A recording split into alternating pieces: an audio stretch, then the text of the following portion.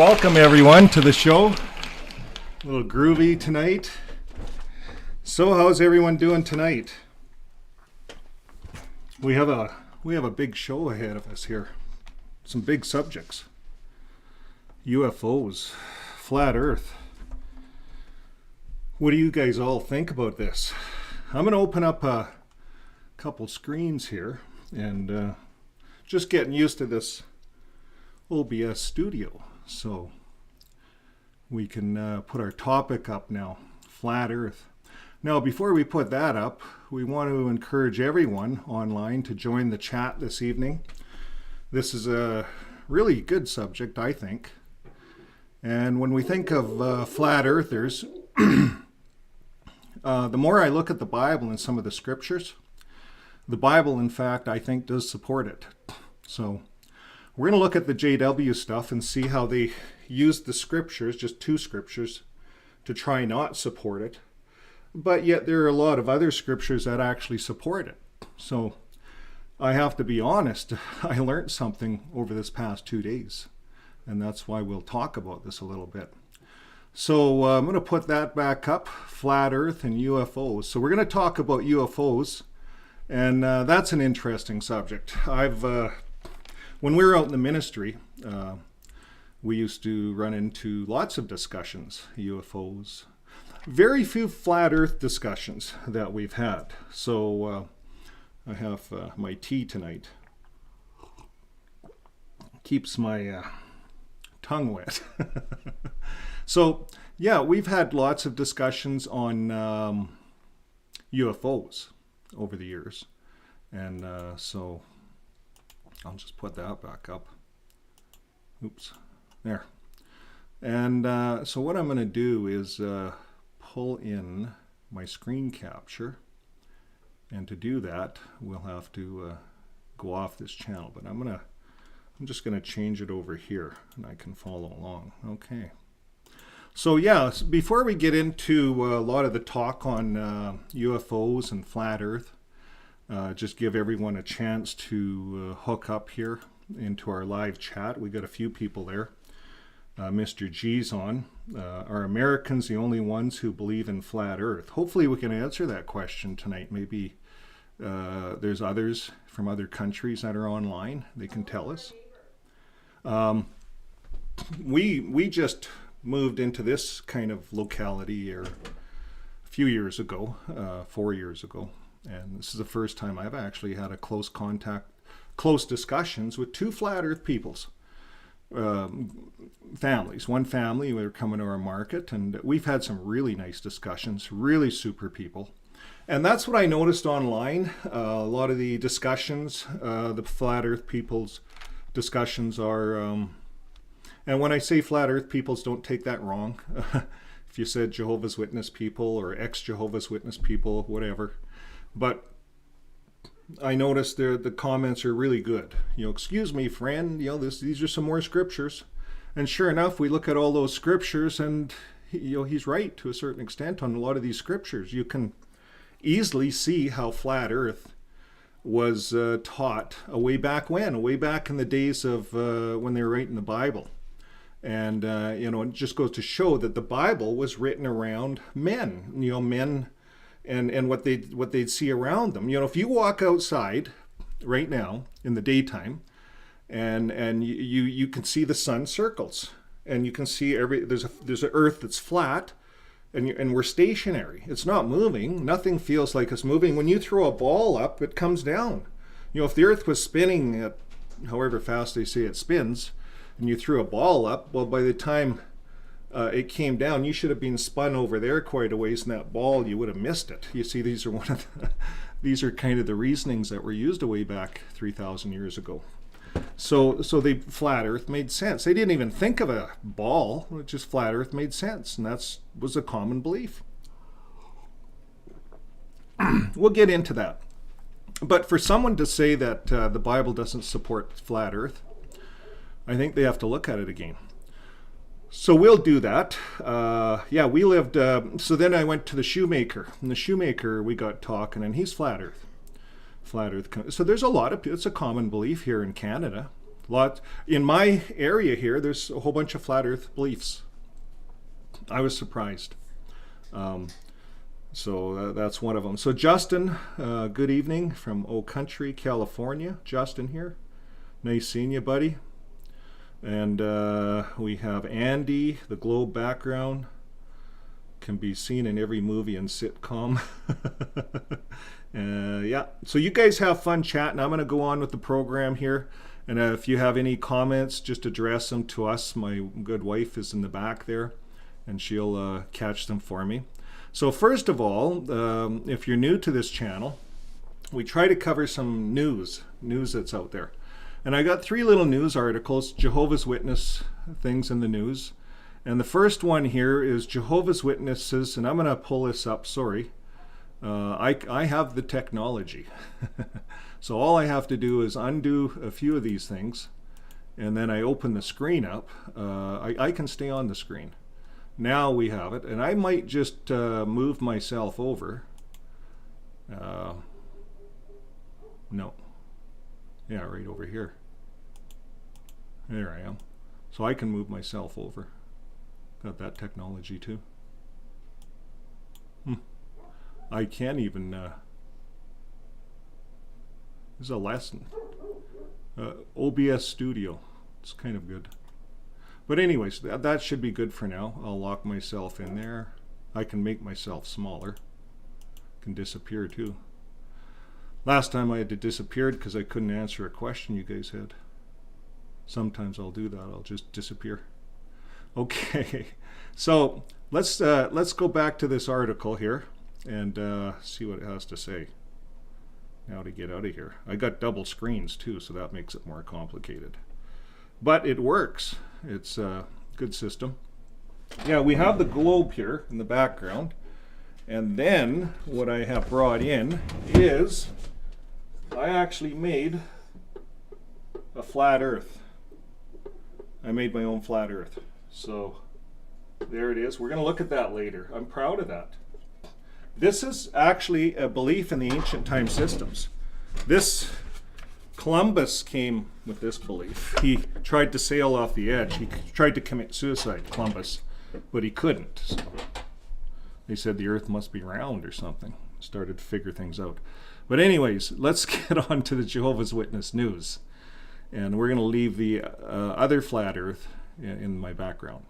So Jehovah's Witnesses sued for defaming their church elders. This is cutting edge. This is February 20th, 2023. Guess where this is? Now, let me see if I can get this working. This is in Zambia. Yeah, I think it's in Zambia. Yeah, Zambia. Other countries. So it's happening, guys.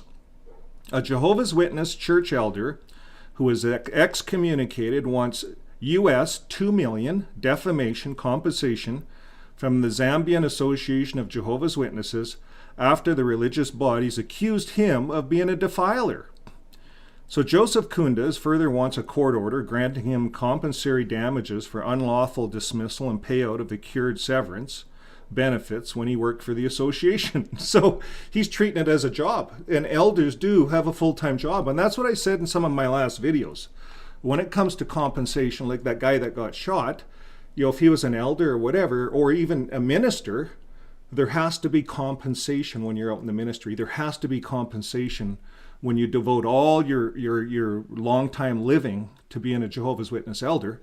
This guy's suing for it. And so this is a contained statement, claim filed, blah, blah, blah.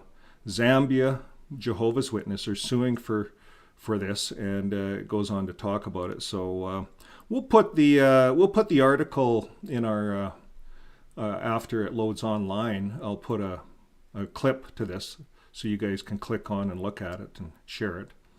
But they announced that the plaintiff is no longer a member of Jehovah's Witnesses due to the above-mentioned case without notifying me, thus committing a maladministration of justice by deliberately failing to provide accurate scriptural advice herein, the document reads. We should read this. The committee went ahead imposing guiltless and excommunicated the plaintiff from church without revealing the main reasons to do so. Therefore, the document reads in part. So he's nailing him, and he's treating it just like he's treating it like elders were, like he was in a court within the congregation, and that's how it's being worded. And elders, if elders want to be lawyers and elders want to be judicials and judges, this is what's going to happen. People aren't going to stand up for it. We're going to treat you as an elder like you're a judge, and you're going to be brought up to scrutiny. And this is a thing. And I had a video the other day here on how elders are viewed as the 7 stars in heaven. And that just blew me away when I started thinking back to a situation. And then just for some reason we started looking at that. But yeah, in Revelation 7, where it says 7 angels in Jesus' right hand, they think that's the elders. And they're above reproach. And only by Jesus can they be deleted. So it's hard for another elder to go to another elder, with personal problems and saying, hey, you're not fit to be an elder. Can't do that. Those guys have a lot of power. So now these elders are going to be sued, these congregations, and it's about time. Next article. Naked Jehovah's Witnesses who kidnapped their neighbors believed Armageddon was coming. Now this is old, but I'm going to make it new. Why? Because this happened in my backyard. I know everyone in this situation. This is in Leduc, Alberta, just outside of Edmonton. I know the Leduc elders. I've dealt with him. I dealt with this elder judicially. I went up against the elder body and I said, hey, what you guys are doing is wrong. And this was some other stuff. And they all stood, you cannot go against an elder body. I don't care who you are. And they are strong. Elder bodies, when they group together, they are strong. So Jehovah will always bring to light and humiliate. Now, the young man here that got on this tee, I know him personally, and he is a rat. He's a little JW rat, and I don't want to say too much more, but he has a lot of issues, personal issues, but he is self-righteous. Because when they pioneer, they're self-righteous. They could be committing fornication, doing all kinds of defilements, but they are pioneers, so they're self-righteous. This whole group of these ones, that's what they are. I was out pioneering in a territory unassigned where they needed help, and we all met, different congregations met. And you remember, Edmonton's only 1 million people.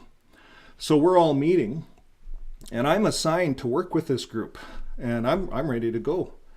And one elder gets up, I'm sorry, we can't work with that brother in our group. And I had to go work somewhere else. And that's the prejudices within the Jehovah's Witnesses organization is just unbelievable. So I thought it was just local, but here these guys are exposed, running naked. Naked Jehovah's Witnesses kidnapped their neighbors, believing Armageddon was coming.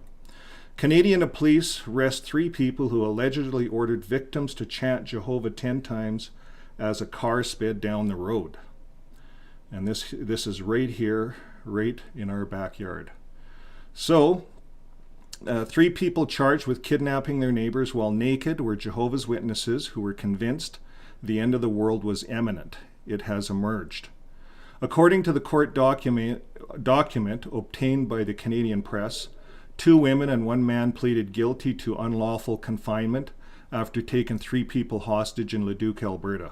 One of the women involved also admitted dangerous driving. The bizarre case first made headlines in November 2017 after the Royal Canadian Mounted Police were called to the scene of the car crash in an industrial park in Nisku, south of Edmonton. On arrival, officers said the group were chanting Jehovah and refused to exit the vehicle. Officers added that the people in the SUV displayed extreme strength, were unaffected by pepper spray, and did not relent when shot with tasers. This is Jehovah's Witnesses. These are elders. Elder and his wife, presiding overseer, elder, service overseer, up there high, long-time elder, and the other boy, pioneer. The plea document states the group's erratic behavior began several days earlier when they traveled to Leduc to visit relatives. During the 3-day gathering, they are believed to have refused to leave the house and barely ate. They eventually came to believe they had lived through the Great Tribulation, a period of suffering, which some evangelical Christians believe foreshadows part of the biblical end of times. One of the teenagers recalled hearing screaming, seeing ashes, and hiding in the bathroom from demons and wicked people outside during their hibernation. Believing they were in imminent danger, the group fled the house to find safety, and none of the family, except the mother, managed to get dressed. They did so because they believed that they were in danger, either from bad or wicked people outside or from demons, the document explains. 4 who were naked were changing, but they had to leave right away because it was unsafe, so they left without clothes. They made a pit stop at a neighbor's house and forced a man, his adult daughter, and her 6-week son into their BMW SUV. Now, these guys drove BMWs, Volvos, very rich people, and naked. Now, the man, and these are elders in Leduc, Alberta, Canada. We want to make sure that's on the news. The man was forced into the boot of the vehicle, and his daughter was put in the back seat with her child. The victims were able to escape after the vehicle slowed down and before the woman driving collided with another car and then crashed into the ditch. All 3 adults are scheduled to return to court on December 20th. The 2 teenage daughters were not charged. So, I think that's the end of the article. So when I first heard about it, it was in 17 and it wasn't this elaborate, but this came out again, went to court. I don't think it's done yet. And I know when I heard about it, I was just floored. This was back in 2017, 2018, and I phoned one of the elders I knew. He talked to me at that time. After that, no one's ever talked to me, but I said, hey, that's so-and-so and so, and I said, what's with that? And I basically got hung up on. But this is it. This is how Jehovah's Witnesses, elders upon elders upon elders upon congregations, they try to hush this stuff up. They try to cover it up. But now it's in the news. Now we're on the internet. Now we can expose who Jehovah's Witnesses really are and their true colors. Some of these elders are these types of people. And they have so much money and they sit around and they drink alcohol lots. These guys were on some kind of a tea, some kind of a drug. That's what I read in the first article. But anyways, more information's coming out. Next article. Shocker. 3 brothers kidnapped a church member. Daughter demands ransom, and this happened. Excuse me. So this church is Jehovah's Witnesses. That's the news calls Jehovah's Witnesses churches, but they're not, because churches are a different group. Jehovah's Witnesses don't want to be in the same phone book with churches. They want to be separate from what they call Babylon the Great. They call all the other religions churches, but somehow, you know why they get called churches? Because they get all the grant privileges of churches, and they want to claim clergy privilege when they're getting pressed for sex offense and things like that. That's why they want to be called churches at times. But then at other times, they don't want to be part of Babylon the Great. So we see this conflict going on in a Jehovah's Witness mind. It went on in my mind when I was a Jehovah's Witness. And by the way, guys, those of you on the channel, and if you want to throw your comments out, that's great. And some of you are upset, and that's a lie, and those are bad. And you know, when I say this New World Bible is demonized, I mean it. It's demonized. It's done by Greber. Some of the theology in here is Greber's, and that's admitted by the Watchtower. The Watchtower admits their own stuff. But if they want to call my stuff demonized, I'll call their stuff demonized. I'm calling their stuff demonized because they said it's demonized. But yet they didn't go back to Fred Franz and correct all the theology that they made about the guys coming out of the grave. Because only Gruber said they were just great, the graves just opened up. And that's what all of us Jehovah's Witnesses believed. But all the other Bibles, except Greber and the New World Translation, agree that the graves were exposed. The only ones. And because Fred Franz is not a theologian, a translator, and they call it a translation, it's not. It's a version. But they copy stuff and they look for things. Who else agrees with the way we think? That's how they look at it. They'll use Greber when they need him and throw him out as a demonistic Bible, that Greber Bible. We don't use it. We don't use any other stuff. But so then the Jehovah's Witness come at me and said, you blah, blah, blah. You see, I don't mind that, because when I was a Jehovah's Witness on the other side of the fence, I would have done the same thing. I would have defended my belief. I would have defended my Bible. And that's the thing with belief. And we're going to talk about belief next.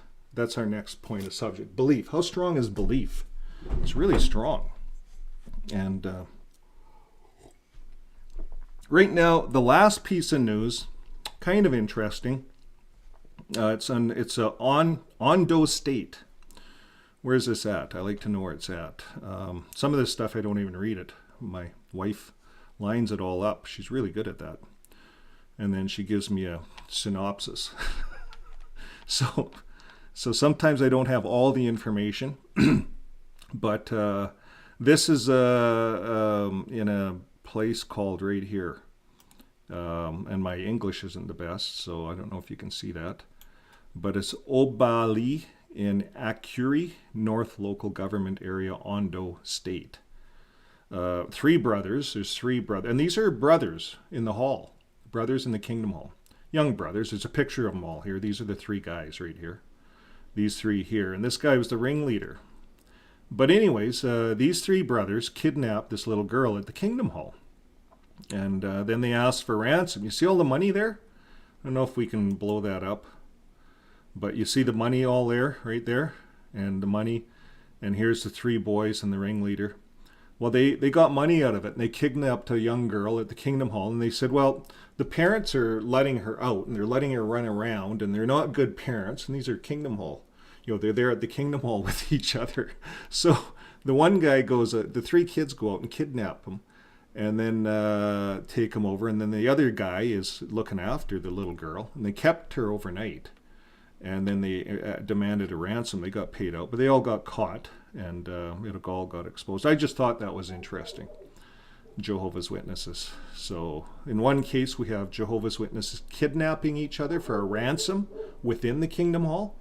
And then we have another where they're kidnapping each other and running naked and driving around here in my backyard. So, what's going on, guys? And the Armageddon, the crime of Armageddon, and Satan's wicked system. This is what this cognitive dissonance does.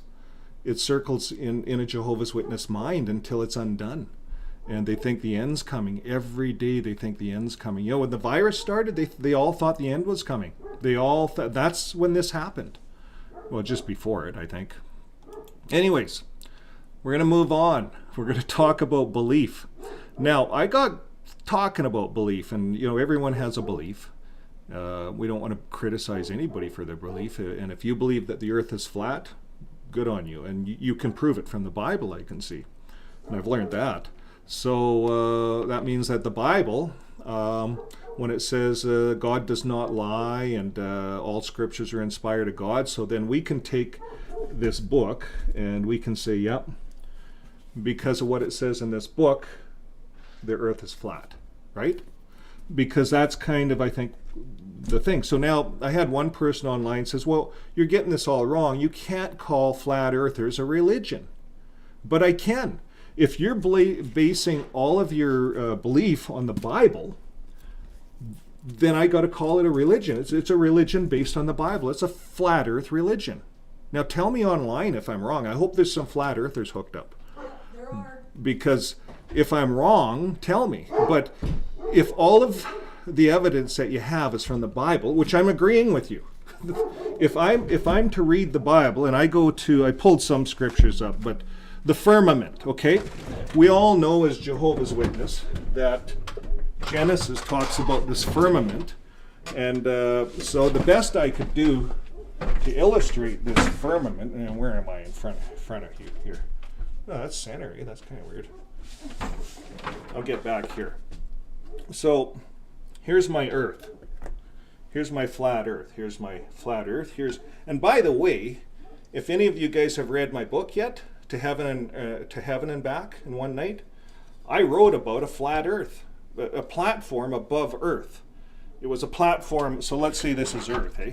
So this platform is above the North Pole, I don't know how big it is in comparison to the earth, but this platform I wrote about is up there, and that was to heaven, and that was like mid-heaven. It was this platform. It had actually water flowing off. It had the river of life on it. It has a golden city. It has the land of milk and honey there, the cow eating straw with the grass with the bear. It has that in there. It has the Mount of Olives in there. It has the Garden of Eden in there. And it has the golden city, and it has Michael the archangels, and it has kind of a Vegas effect in the golden city. You go in there and there's all these angels hovering up, giving off seminars, doing things, and Michael does the 4 horsemen ride across the whole Vegas stadium. It was kind of exciting. And then we get in, there's 4 churches and 4 lampstands, just as Revelation chapter 1 talks about it, in this platform.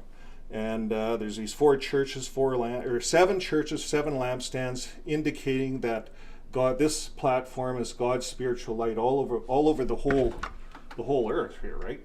This and the water that's flowing off of it is like the Holy Spirit, like the firmament. And so there we've got the firmament, and there we have that platform in mid-heaven, like a flat earth. And this platform, it did not have the elephant. Now, I believe the elephant is kind of the ancients. They believed in the elephant. I haven't heard the Bible talk about the elephant, but the Bible does talk about this. I'm going to put it back on my elephant. There, my flat earth. Now, in the flat earth I built, it had these 7 lampstands over the 7 nations of the earth. And then the 7 churches, at first when I wrote the story, I called them 7 watchtowers. And my wife says, "Why did you call them 7 watchtowers?" And I said, "I don't know."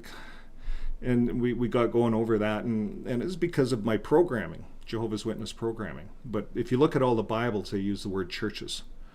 And so I put the word churches in. And when I was writing that book, I was just starting to wrap my head around some new words and realize that all these other Bibles were using different words, but yet the Jehovah's Witness would use congregation. They don't use churches. They don't like the word churches, crosses. They don't like that. What is that? Is that a belief? Yeah, it's a belief based on one man. His name is Rutherford. And Russell had no issues with churches, but Rutherford did, and he had issues with beards, and this became a part of a belief. So we're on this belief here, and what forms belief? Well, a belief is subjective. It's a subjective attitude that something or a proposition is true. A proposition or supposition is an idea, and most of what you see with the Jehovah's Witness theology, they're all ideas. It's fictional, based on the Bible. Mormonism, fictional, based on the Bible. Seventh-day Adventists, fictional, based on the Bible. Catholicism, fictional, based on the Bible. Everyone can make a story based on the Bible. Now, what's common in all of these stories, through all of these religions that have fictional stories, like only 144,000 is going to heaven, Jehovah's Witness. Mormons, there's 7 levels of heaven. Did you know that you and I have a place in the Mormon religion? I think it's maybe level 1 or 2. It's not a good level. But if you're a Mormon elder, you may get to level 7. I don't know if you have to be a bishop or something. I don't claim to know the Mormon theology, but I know a little bit about it, that they allow JWs or ex-JWs in. They have some level system. So it's all fiction based on the Bible. But the one thing that everyone has in common, all these religions, is Jesus Christ. Everyone has Jesus Christ in common. And everyone realizes that Jesus, Dome mentioned, we'll take a look at that scripture, Andy, Revelation. So everyone realizes that Jesus Christ is Jesus Christ, like all the religions, mostly. Now, the Jehovah's Witnesses not so much, because they tell Jesus, "Hey, Jesus, you're just a God. You're a God. No, you're not the God. You're a God. You're not the Lord. You're not from the God. You're a God. You're like Satan. Satan's a God. Well, there's myriads of gods. Michael's, all these. You're just like all the rest of them, Jesus. You see, the Jehovah's Witnesses don't put Jesus... In one hand, they say, yeah, Jesus is at God's right hand. But then they changed the scripture in John 1:1. And they shouldn't have, because they followed Greber. Greber was the spiritistic one. And those that don't think that their Bible's demonized, look again. Because, you see, when you say Jesus is just a God, he's just like Satan. You see, Satan wants that. Satan wants us to believe that Jesus is no greater than him. Satan's jealous. Satan's been jealous since day one of Jesus. But Jesus is the God. He's from the God, the highest God. He's part of that God. That part of it came down here as Jesus. Satan doesn't want us to believe that. So Greber, the spiritist, because Satan wants to be an angel of light. So they worked through Greber, and Greber didn't have enough clout back when Rutherford was there. And Rutherford had millions. He had that gold mine, and these guys were heavily loaded into other businesses. Religion was a side thing, if you really do the research. And for a lot of these guys, that the Bible is a mascot. The Bible's just a method of sucking people into making money.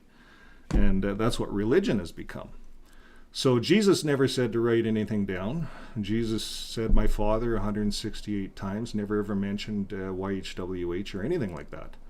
So when we think of following Jesus, he didn't talk about an earth being round. He was just on the earth. He said, let's just love one another. Let's practice that. Let's try that out. And people didn't really like that. So, but today, when I talk about Jesus in any of my books that I've written, not that I'm anything great, but I've done some writings, and Jesus in there, I wrote in one book, he's like an antivirus. He came in, if we think of computer programming, and we get a virus in there, it's kind of what we have in our society today. We have this virus of thinking in our minds, and it's polluting our minds, and it starts with people like this, like a lot of the Jehovah's Witnesses, Greber, introducing Jesus as a God, and playing with the resurrection. You see, when Jesus died, it's done.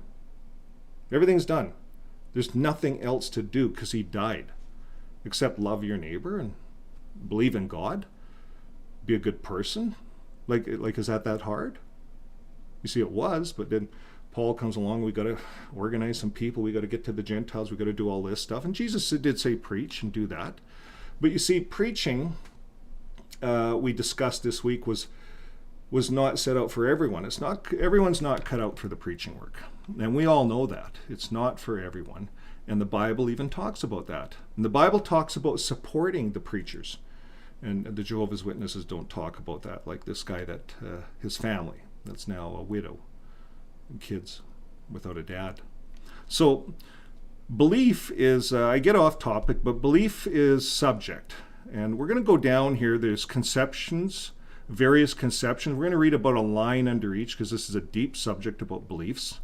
But it'll help us a little bit to move on here. We're getting into UFOs and flat earth, to be more tolerant of others' beliefs. And I think it's important that as a human society that we're tolerant of everyone around us, even Jehovah's Witnesses. Even though we came out of Jehovah's Witnesses, we were once there. We know how it is to be blinded by a Bible that's not accurate and by teachings that are twisted by men. We know that. So therefore, on our side of the fence, we can be compassionate with these ones that come out and say, you're from Satan, or you're a liar. I understand that. I would have said that maybe 10 years ago. Maybe. Hard to say, the internet wasn't there. But there's various essentials, features of beliefs that have been proposed. So representationalism. Representationalism characterizes beliefs in terms of mental representations. Representations are usually defined as objects with semantic properties, like having a content, referring to something, or being true or false. Beliefs from a special class of mental representations. They involve sensory qualities in order to represent something. So that's one type of belief system. We have to smell it, we have to see it, we have to, then we believe it. Functionalism.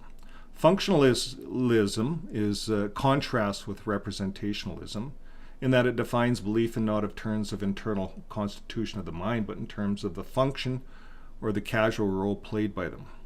This view is often combined with the idea that the same belief can be realized in various ways, and that it does not matter how it is realized as long as it plays the casual role characteristic to it. So it goes on to say, as an analogy, a hard drive is defined as a functionalistic manner. It performs the function of storing and retrieving digital data. This function can be realized in many different ways. So it's kind of like us talking on the internet right now. Back 100 years would be in Rutherford's time. There's no, let's go even back to Russell's time and their horse and buggy day. Rutherford, he drove a Cadillac. They were into technology, the JWs. They had the phonograph and stuff. But Russell was very technological. He had that record player thing they'd wind up and do their preaching through that. But you go back, into the dark ages, and you came out with a cell phone. They'd burn you at the stake because of technology. They don't understand it. So, but right today, you and I are talking. Most of you are probably wireless. How does this all happen all over the earth? And you can even get my words put up in Japanese or Spanish or anything. It's all automatic, all over the internet. Functionalism. Interpretationism. According to interpretationism, the belief of an entity are in some senses dependent on or relative to someone's interpretation of this entity. Daniel Dennett is an important defender of such position. He holds that we ascribe beliefs to entities in order to predict how they will behave. Entities with simple behavioral patterns can be described by using physics laws or in terms of their function. Physical stance, the design stance. So this is more kind of predicting how a chess computer will behave. So the entity has a belief in question to predict its behavior. So it's interesting. Interpretationism. So let's carry on. Historical. In the context of ancient Greek thought, three related concepts were identified regarding the concept of belief. And they talk about these three concepts. So it refers to trust and confidence. And the last doxa refers to opinion. So trust, confidence, and opinion. And acceptance. So of positions. If there's philosophers, and there's a philosophical school, such as Stoicism. So the types are occurrent and dispositional. Having an occurrent belief that the Grand Canyon is in Arizona involves entertaining the representation associated with this belief. For example, by actively thinking about it, we've seen a picture online about the Grand Canyon. Maybe none of us have been there. I haven't smelt it. I haven't seen it. I haven't experienced it. Does that mean that it doesn't exist, the Grand Canyon in Arizona? Now, I don't know if Gilbert's still online, but he lives in Arizona. Perhaps he looks out his back door and he can see the Grand Canyon, so he knows it's there. I don't know it's there, but yet I believe it's there. So that's what this is about. So full and partial. An important dispute in the form of this epistemology concerns a question of whether beliefs should be conceptualized as full beliefs or as partial beliefs. Full beliefs are all or nothing attitudes. Either one has a belief in a proposition or one does not. So this is what we on our channel, I think when we're talking Bible, it's all suppositions, propositions, ideas, based on what they read out of the Bible. That's what everyone forms their beliefs on. So you're going to have a ton of different beliefs. There's 1,680 pages, thousands of words. And, and then we're trying to get all scriptures to work together. And it's written over this big span. And, back in the old days, they used to do burnt sacrifices. Jesus comes, it all changes. Paul comes, it's all changed. Constantine comes, and it now changes, and they write Bibles, and oh, it's a mess. But all the Bibles are like that. Even I was looking into Hinduism. We have wars in all of the religions all over the earth. They're all fighting. Everyone thinks our religion is the right one. Yet all the religions believe in God. So it boggles your mind. Belief in and belief in that. Traditionally, philosophers have mainly focused in their inquiries concerning belief on the notion of belief that. Belief that can be characterized as a propositional attitude, to claim which is either true or false. Belief in, on one hand, is more closely related to notions like trust or faith, in that it refers to usually to an attitude to a person. Belief in plays in a central role in many religious traditions in which belief in God is one of the central virtues of their followers. So there you go. That's kind of the religious part, belief in God. So then we have a de dictato and whatever. The difference between de dictato beliefs or corresponding ascriptions concerning the contribution singular term, like names, refers to devices to make semantic properties of beliefs or ascription. So this looks quite complicated, but in other words, Superman is strong without changing its truth value. So when we hear Clark Kent and Superman, it refers to the same person, but we can replace one of them in the other sentence. Superman is strong without changing its truth value. But this issue is more complicated in the case of belief ascriptions.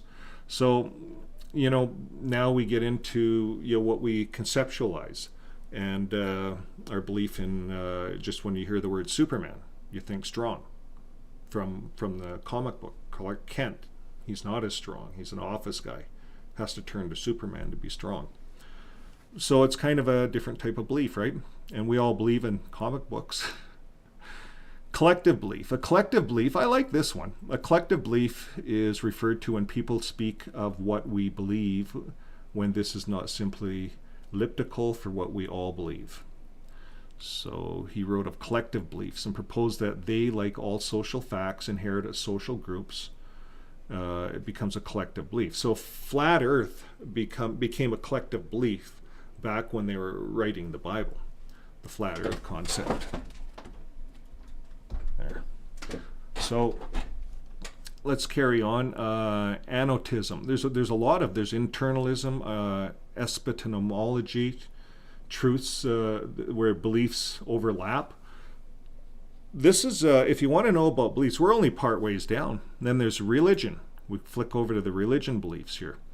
And we talk about Glover's view. Like, this is really philosophical when we get into beliefs. And there's all kinds of, if you look over in the right-hand column here, I'm going to go down. Religion, there's forms, there's fundamentalists, there's orthodoxy, there's modernism, attitudes to other religions. So that's interesting, our attitudes. Exclusivism, inclusivism, so Jehovah's Witnesses are exclusive, inclusive. They believe that they're the only ones. There's others like that, lots of others. Adherence, apostasy, it talks about apostasy. That's kind of where we fit in. Psychology, about all of this stuff. So beliefs they're a big part of us. And I can't begin to even understand all the reasons for beliefs. So on the channel, I try to be open-minded. And I try to use the Bible because that's what I have a lot of most of my experience in over the years. But I like this. I use this thought quite a bit in Paul, Acts 17. And Paul was in Athens, and he just, remember we talked about this a few days ago, but Paul was up in Thessalonica, and they just about killed him. They chased him out. And Jason had to pay a ransom to get him out of there. So they got him out, and he went to Berea, and the Bereans were opposite. They were examining the scriptures daily, to make sure they were right. And I tell people, examine it, go outside of the box, really look at what you're being taught. And Jehovah's Witnesses even tell you that, and they even use that scripture. So here Paul, then he gets to Athens, and he was a bit agitated because he saw all this city was all full of idols and all these different beliefs.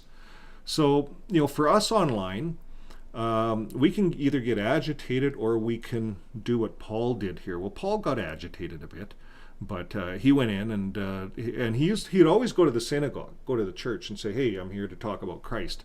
So then they sent him over to the Areopagus in verse 22. So Paul, standing in the midst of the Areopagus, says, "Men of Athens, I perceive that in every way you are very religious." And that's what I see with Flat Earth. Very religious, very respectful, and people that really believe in the Bible, and they take it literal, because the Bible does talk about Flat Earth. It says that Andy will take a look at that one here in a bit. I have, I think, a Bible open up here, right here. We'll take a look at that scripture next. But so Paul, he went to Athens and he talked about unknown stuff. Flat Earth is unknown to me. I started looking at it. I actually looked at, we'll look at the JWs. They're kind of shallow on it. They just say a circle of the earth. But the circle of the earth could be a coin, could be a flat coin, really. The circle of the earth. You could take that both ways. So it's weak, very weak argument in the JW religion.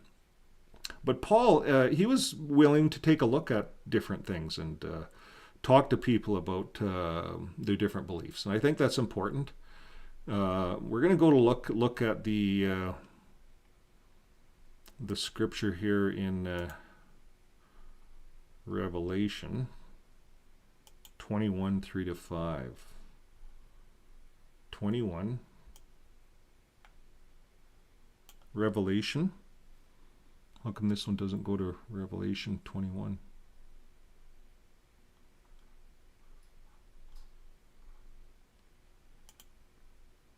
Where are we here? 20. There we are. This is from the English Standard Version, Revelation 21, verses 3-5. And it says here, "And I heard a loud voice from the throne saying, Behold, the dwelling place of God is with man. He will dwell with them, and they will be his people, and God himself will be with them as their God. And he will wipe out every tear from their eyes. Death shall be no more, neither shall there be mourning, nor outcry, nor pain any more, for the former things have passed away. And he who was seated on the throne said, Behold, I am making all things new. Also he said, Write this down, for these words are trustworthy and true." So, behold, the dwelling place is God with man. He will dwell with them. I don't see the dome. Do you see the dome? Now, the only place I seen the dome, not in the English Standard Version, I went all the way down to the New English, and I had to go to which one did we find that at, where they used the word dome? Do you remember that, Shauna? Where they used dome? From Amos? Yeah, remember which translation? I got all these, there's a lot of translations to choose from here. Did that guy tell which translation? Because it all has to do with translation. That's what I found. I was looking through. I'll look at this New Living Translation, see if it says dome. God's home, he will be his people, he will wipe his tears, and one sitting on his throne. New American Standard. Is that what he said to use? Well, that's where we first found dome. New American Standard? Yep. Yeah, it's not every Bible uses dome. So, and I heard a loud voice, Tabernacle of God. I don't see no dome there.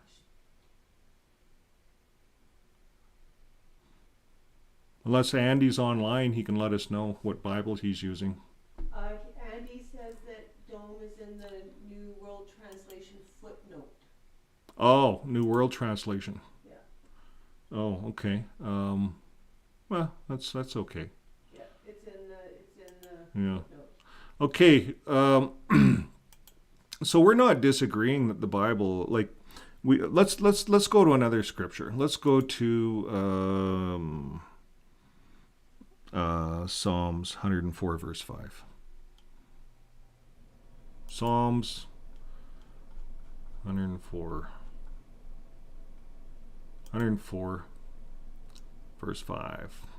He established the earth upon its foundations so that it will not totter forever and ever. So he established the earth upon its foundation so it would not totter forever and ever. It doesn't say the earth spins, or we have a wobble to our earth right now. They watch the wobble, but they believed that back then when they wrote the Bible.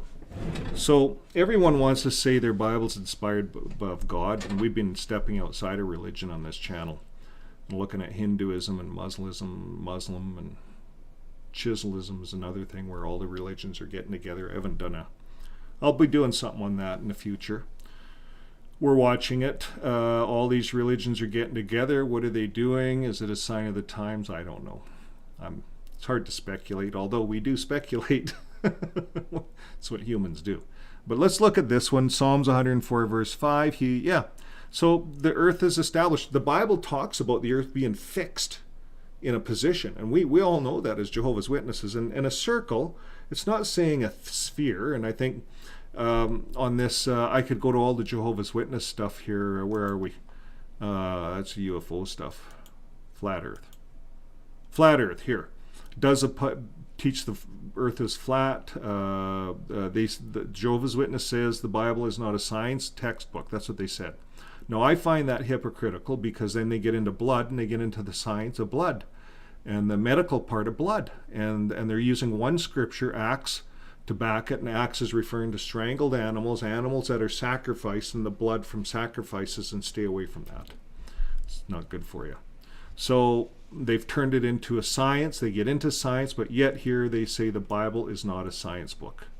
That's what Jehovah's... You see, they do that, I notice, to their benefit whenever they can't explain it all. The earth not flat. They have all kinds of articles. Does science agree with the Bible? They go on and on. Measuring the earth with a stick. Does the book agree with science? Is a planet Earth doomed? A solid as a rock of... I don't read a lot of this stuff. I just kind of scan it. I've been a Jehovah's Witness for 30 years, so I know I know where they're going with it. Where they're going with this whole thing is like those Jehovah's Witnesses in Leduc here that were running around naked, and Satan, everything's Satan, and the demons are out there. That's basically the religion. It's coming out. Comes out. People take a little drugs, they get on some tea, and then this wildness comes out. It's just like demonized, if you want to talk about demons. But it's just a character of cognitive dissonance. Everyone's under the Rutherford trance. It's a trance. So let's get into UFOs. Any more on flat Earth? I didn't see any. I don't. If someone wants to believe in flat Earth, I'm going to love them the same as I'll love any other neighbor. Doesn't matter. Just like Jesus, he didn't care. It's just a belief. And if you're basing it on the Bible, there's a lot of other good things to get out of the Bible. It's not a bad thing. I don't agree with, I agree with science, but I don't want to get into it. It's not worth getting into, because it's a belief. It's like me telling a Jehovah's Witness that they're in the wrong religion. It's hard to do. They have to figure that out. So I wanted to look at this UFO thing, because we get that a lot as Jehovah's Witnesses. So UFOs in the Bible, okay, and this is showing the Mayans here, their temple. UFOs in the Bible, ancient alien technology. Now, many of you, or some of you, may have watched some of the ancient alien technology with the Sumerian tablets, and how this all is linked, and it looks like there could be something. And there's a book by Stitchin. I read one of those books about the 12 planets. I read that last winter, and it's a fabulous book. There's a series of 7 books, and it's about this 12 planet crashing into the Earth. It's quite the story. I went online, and there's a lot to debunk the book. To me, a lot of this stuff's fiction, because who really knows? There's some tablets, some Sumerian pictures, and here we are. We're making money off this stuff. You can make thousands of bucks off it, like millions. Russell and those guys, they made Watchtower's rich. Some of the richest organizations on earth are religions that don't do charity. Mormons and Jehovah's Witnesses. UFOs in the Bible, ancient alien technology. In this clip from UFO Files, we get to learn a little bit about ancient civilizations of the Mayans, learn how they were practically making runways that can only be seen from the sky. You need to check it out here. Some people agree that gods came from the sky to give Earth technology. The Mayans' storyboards show the same. What do you guys think online? What does everyone think? We'd like to hear your comments. And these are suppositions, ideas. No one's going to be made to look dumb or anything, because to me, there's lots of evidence. Let's just look here. It just blows me away, right? So here we go. We could go to UFOs and alien invasions. We could look at some of that. Real UFOs. We see all these pictures that the U.S. military, they've captured some real UFOs, and I believe that some of this stuff, there's some real stuff, some real machines out there that they figure this out. I was doing some, I don't know what you guys do, but I watch a lot of history and stuff like that. And we were watching a series on Hitler and how potentially he escaped. And he had a lot of lookalikes, and a lot of big presidents and stuff they have lookalikes. And so here he is, he has lookalikes, and sure enough, that they blew that up. And then there's stories that he was trailed out to Argentina. And then there's other stories that, he got a lot of the smart people out, and they maybe they're the ones developing this stuff, and they played with DNA and the lizard people and in the caves of Arizona. Like, there's so many different stories, but you just never know. I'm never going to be a skeptic either way. I always try to have an open mind and realize that I know very little, as a person. So then we talk about the black box UFO secrets, so there's a whole series on that. And then the UFO sightings and the white spheres. We're going to talk about these white spheres in a bit here, because there's something that happened in Colorado. I showed that on my brief commercial. And then China's Roswell, NASA UFOs. So there's other things happening. And then the UFO cattle mutilations. And then what about the crop circles? So there's a lot to consider on UFOs. The next thing I went to was Wikipedia, and I was looking at the ancient astronauts. And so there's a whole religion, basically, a whole belief system. And anytime we have a belief in a supernatural, that's a religion. We all want to believe in something. So, if we're atheists and we don't believe in the Bible, perhaps we believe in ancient astronauts. Perhaps we believe that we were brought here by another race. And that's what this is, ancient astronauts, or ancient aliens, refers to the pseudoscientific hypotheses, which holds that intelligent extraterrestrial beings visited Earth and made contact with humans in antiquity and prehistoric times. Proponents suggest that this contact influenced the development of modern cultures, technologies, religions, and human biology. A common position is that deities from the most, if not all, religions are extraterrestrial in origin, and that advanced technologies brought to Earth by ancient astronauts were interpreted as evidence of divine status by early humans. So basically what they're saying is we could be looking at the same thing. They're looking at gods, we're looking at gods, it's the same God. The Hindus are looking at a god. The ancient astronauts, the Sumerians, it sounded like there was kind of a bunch of gods, a pantheon of gods, and that there was a we that created man, if you go and research some of that stuff. So there's some amazing research to do out there, and really it's up to us to form our own belief and to take that home, and that shapes who we are. So now, UFOs, what does the Watchtower say about UFOs? UFOs, can they be identified? Every article I looked at with the Watchtower, and there's a lot. If you go to the Watchtower, I just plugged in UFO right here, and there's all these articles. I'm scrolling down here on UFOs. Still scrolling. Got to the bottom. Did I get to the bottom? 1 of 18. That was just page 1 of 18. I'm not going to go to 18. So now, I looked at some of their stuff, and this one was God God's communication with mankind. This one is UFOs, psychology. They're claiming a lot of people that have had dealings with UFOs were either on drugs, they had some mental problems. All these people that have had contact with UFOs. So the Watchtower claims that they were steer away from it. It's the Bible warns against Satan and his demons. They're intent on misleading mankind. That's basically the Watchtower's thing on UFOs. Then I go to another one, the drawings, the Naztec drawings. Well, they took a different route on the Naztec drawings. They believe the Naztec drawings were water ducks, and that they were a smart race of people that did it. That the Watchtower maybe spent some money and went down there and seen them. Sometimes the Watchtower will go on little trips. They take the donated funds, they go and check some of this stuff out. And it's a way of getting them out of the house. Now, breaking free from occult power. This is the some of the other things we were looking at in the Watchtower. And what was this? This was on the Stonehenge, UFO spotting at Stonehenge. So the Watchtower believes Stonehenge is occult.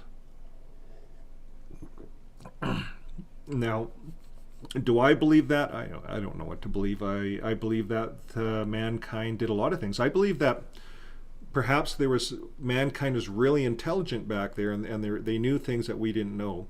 In other words, they knew how to lift these big stones, and they knew how to work with gravity in a different way.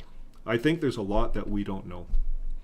So I'm not going to demonize everything, or else we might as well run around naked and drink the tea like the people in Leduc.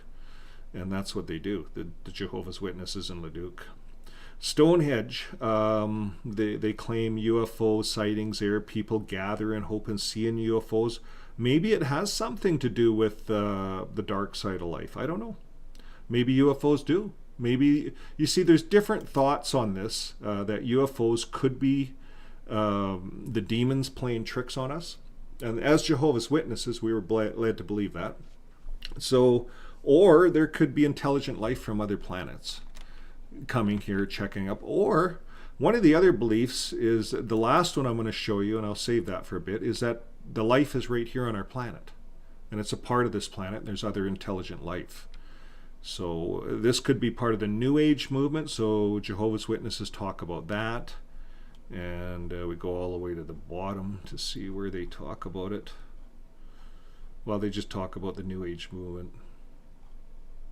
New Ages and crystals. So they don't like New Age, anything New Age, too much.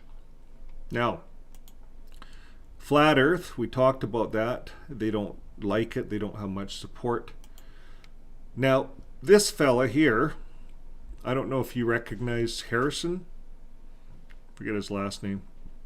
The Truth Hurts is this fella. And when I was first waking up, I watched a lot of his stuff, and I watched this one on Flat Earth. Let's just watch a little bit of it. I'll put the link for it on this when it's done. If you travelled back in time 2,500 years to a random location somewhere in ancient Mesopotamia, and you asked the first person you encountered what they believe regarding the structure of the Earth and the cosmos, they may have said that we are on an immovable, flat, circular disc held in place by strong foundations. That due to the curvature of the sky, we know we dwell inside a solid, dome-shaped firmament. Because we can clearly see the sun, moon, and the stars, they must exist inside the firmament. The reason the sky is blue and why water descends from above is because there exists a heavenly ocean beyond the firmament.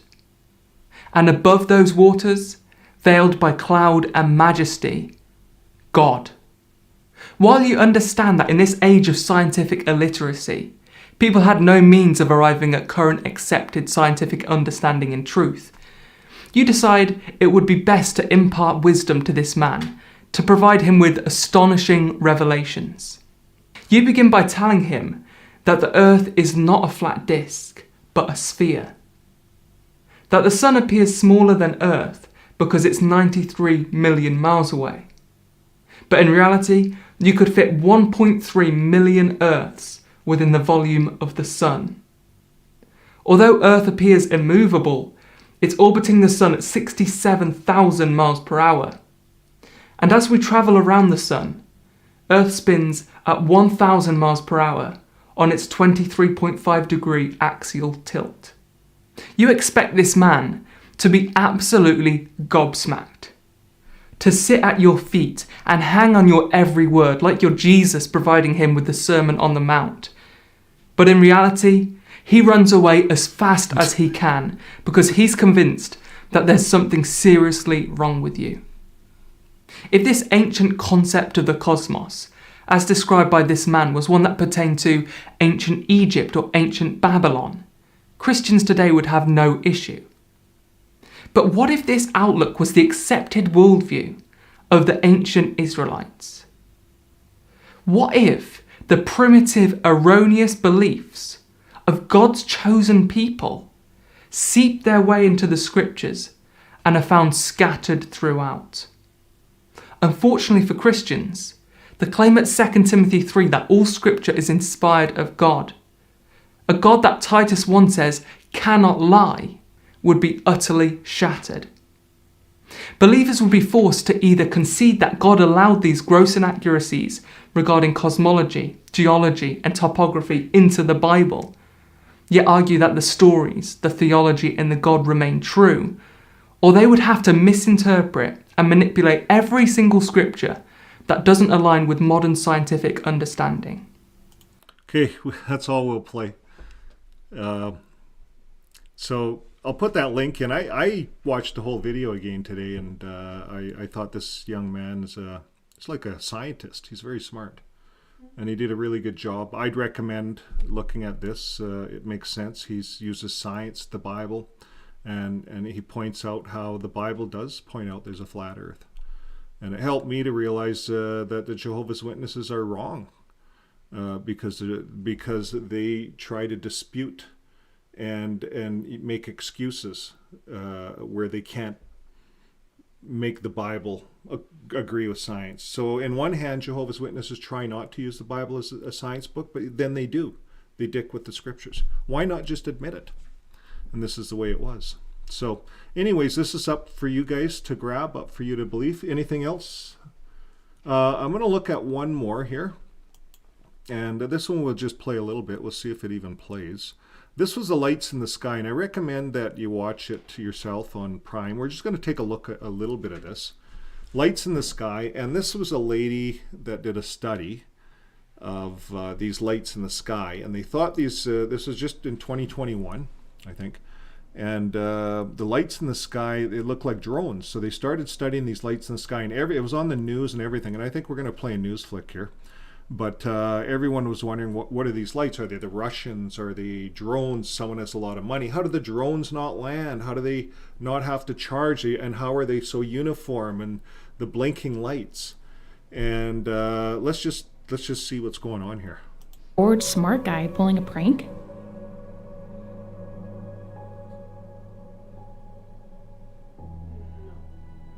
Can you see it? Where are the drones landing and why can't we find them?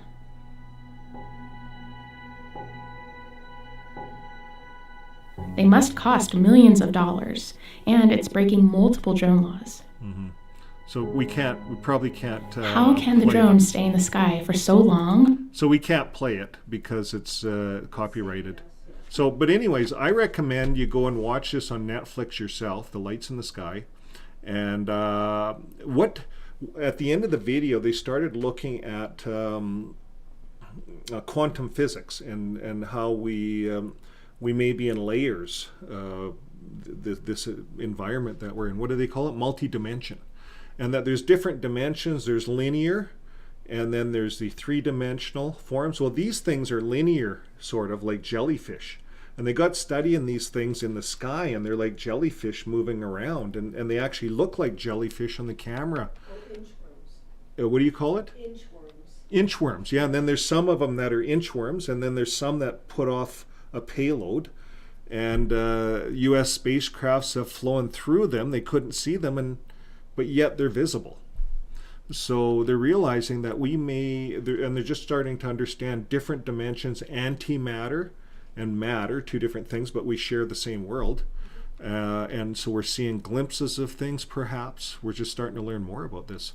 So what I was saying for flat earthers, like if some things are linear and there's intelligence, some of these linear objects would hover over nuclear spots, and it would dismantle or disarm the nuclear facilities. So it would tell me that there's intelligence with these objects, and they don't know what they are. They're just lights in the sky. And so this was interesting because it looks like they're linear, not three-dimensional, but they look like jellyfish, and a lot of stuff is coming out of the ocean. And the ocean's a big place, and we don't know what's down there. They're discovering new things all the time. So we got to be careful that we don't demonize everything, because it might not all be demonized. It might just be new creatures we're discovering that are intelligent. Now, here's the thing. Everything on Earth, we share the DNA. We share DNA with trees. If they study DNAs, we share them with animals. We have mammals. We have one heart and lungs and things like that. But did you know, like, an octopus has three hearts, all these arms, and we don't share the same DNA with the octopus? It's like it's a creature from outer space. It's like alien to the Earth, the octopus. So what else is down there? Maybe some of these other things we're starting to see are within the Earth. And maybe if mankind was going to blow the Earth up with weapons, with atomic bombs, these things are concerned because it would blow them up. It would destroy their Earth. And maybe that's why they're hovering over the nuclear establishments in Russia and China. They're all realizing that their weapons are useless with these UFOs, these unidentified objects. Some of these objects, like Tic Tacs, play with them in the sky. And this article shows they've sent 4 F-15s or whatever chasing these things, and they lost 4 pilots. They don't chase them. The ships were shooting at them, but the ships would get the same missiles that they shot, same serial numbers, shot back. How does that happen? There's just so many things. So it's like the law, Jesus says, the laws of attraction. What you put out will come back. It's almost like heavenly. It's almost like angelic. So rather than demonizing these things, how do we know that it's not part of the angels? We don't know. So I think it's good to be open-minded. And that's my belief. I'm going to be open-minded and look at all of these things and just wonder. There's nothing wrong with that. So anyways, we're coming to a close on our program. It's already 9:15. I went overtime. And if this was your first time on tonight, I invite you back. I'm just going to come back here and... Vern, do you have the article on the hallucinogenic, the witnesses still open? Oh, yeah. Does it say what time of year that was? If it was Christmas? Well, if it was winter or not? The streets, it was fall. Okay. It was in the fall, like All October. right. But there was no snow. Still not the warmest, so. No, so... Andy says, on day 4, God made the sun, moon, and stars. The sun is not just another star. All of these lights circle the earth. Right. Let me see. Okay, so that's great. So great, Andy. Thank you. Thank you, everyone, for all your comments. And Scott, who's on there? Let me scroll up here. I'm going to go back to my little scroller. I have another screen hiding here. You guys can't even see it.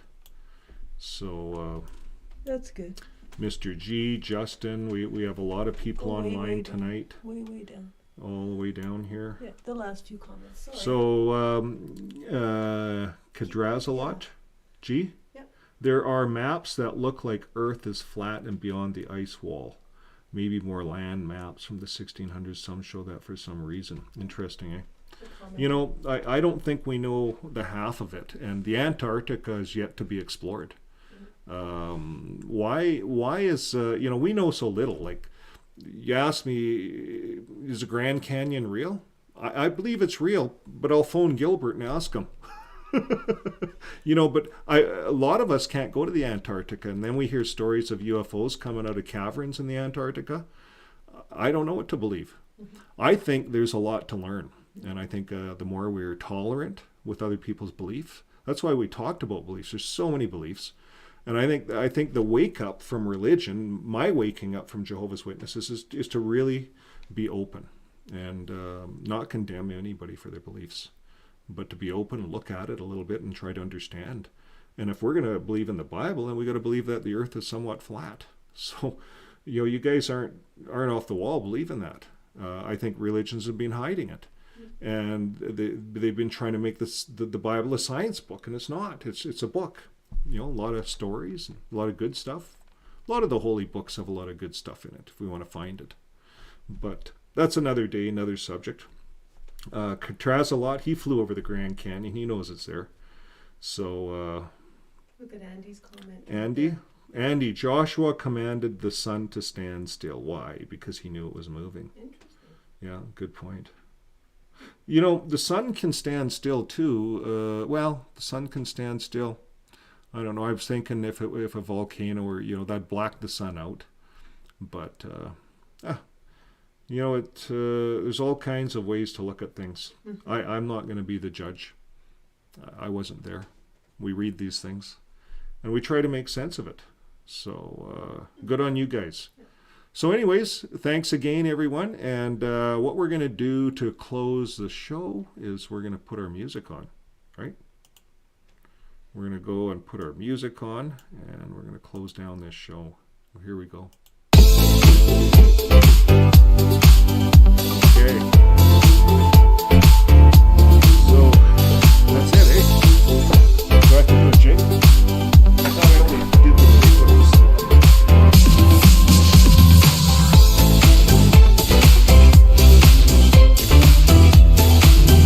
okay, everyone, get up the jig.